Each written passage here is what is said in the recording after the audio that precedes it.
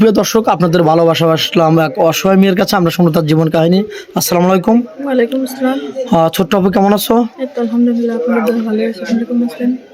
আল্লাহ আল্লাহ তাআলা খুব ভালো রাখছে। যাই হোক, তোমার নাম আর তোমার পরিচয়টা। আমার নাম মোসাম্মদ নদী আক্তার, নদী আক্তার, হোম ডিস্ট্রিক্ট পাবনা কাশনাথপুর। পাবনা কাশনাথপুর। তোমার ফ্যামিলি থেকে জন কে কেউ আছে? আরেকবার দর্শক বন্ধু জানতে চায়। আমার ফ্যামিলিতে মা বাবা নাই, আমার দাদি আছে। শুধু দাদি আছে না? দাদির কাছে তুমি ছোটবেলা থেকে বেড়ে উঠছো। ছোট থেকে আমার দাদি মানুষ করছে।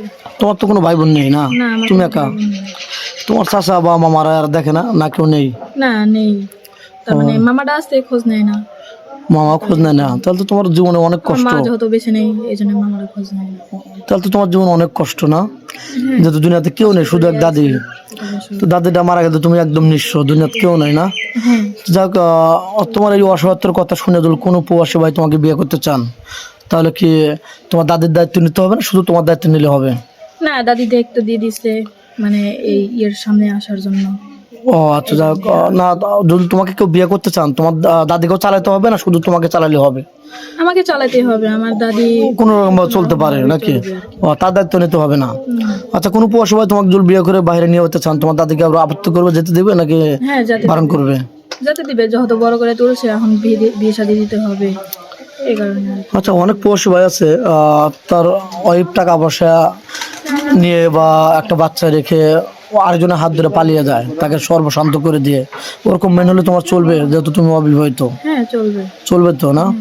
তুমি তো মুসলমান, হ্যাঁ। নামাজ কালাম পড়া হয়তো। হ্যাঁ, আচ্ছা, তোমার কি যৌথ ফ্যামিলি ভালো লাগে না সিঙ্গেল ফ্যামিলি ভালো লাগে? আমার যত ফ্যামিলি ভালো লাগে। যৌথ ফ্যামিলি ভালো লাগে, তার কারণ হচ্ছে তোমার যেহেতু আমার মা বাবা বেঁচে নেই, এই কারণে আমার যত ফ্যামিলি ভালো লাগে। শ্বশুর বাবা মার মতো তাদের কাছে আদর পেতে চাও বা এবং আদর দিতে চাও, দুটাই নাকি?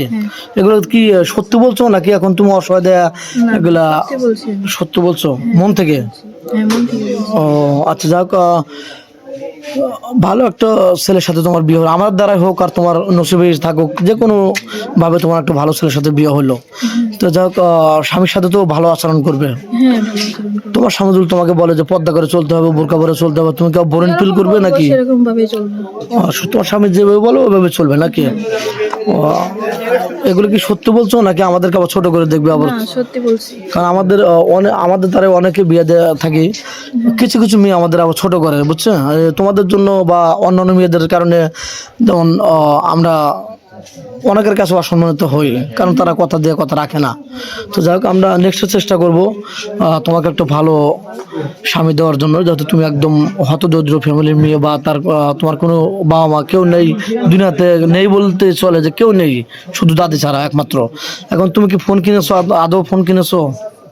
না, আমার ফোন টোন নাই। ফোন নেই? মানে খাওয়ার যেটুকু জোটে, আমার দাদি মানুষের বাড়িতে কাজ করে, আচ্ছা দিয়ে আমাদের সংসার চলে। আচ্ছা, তুমি বলতে পারছো তোমার ফোন নেই।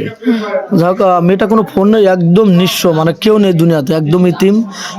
মুখটা দেখলেই মায়া লাগে, খুবই নরম মনের মানুষ মেয়েটা, খুবই ভালো। যেভাবে বলবেন ওইভাবে কথা শুনবে ইনশাল্লাহ, আশাবাদী। যাক, মেয়েটা কোনো ফোন নেই, আমাদের নাম্বার দেওয়া থাকবে, কেউ ভিডিও কল দেবেন না। এই হোয়াটসঅ্যাপ আছে, কেউ ভিডিও কল দেবেন না, অডিও কল দেবেন। ভিডিও কল দিলে ব্লক করতে বাধ্য হবো। ভালো থাকবেন, সুস্থ থাকবেন, মেয়েটার জন্য দোয়া করবেন। আল্লাহ হাফেজ।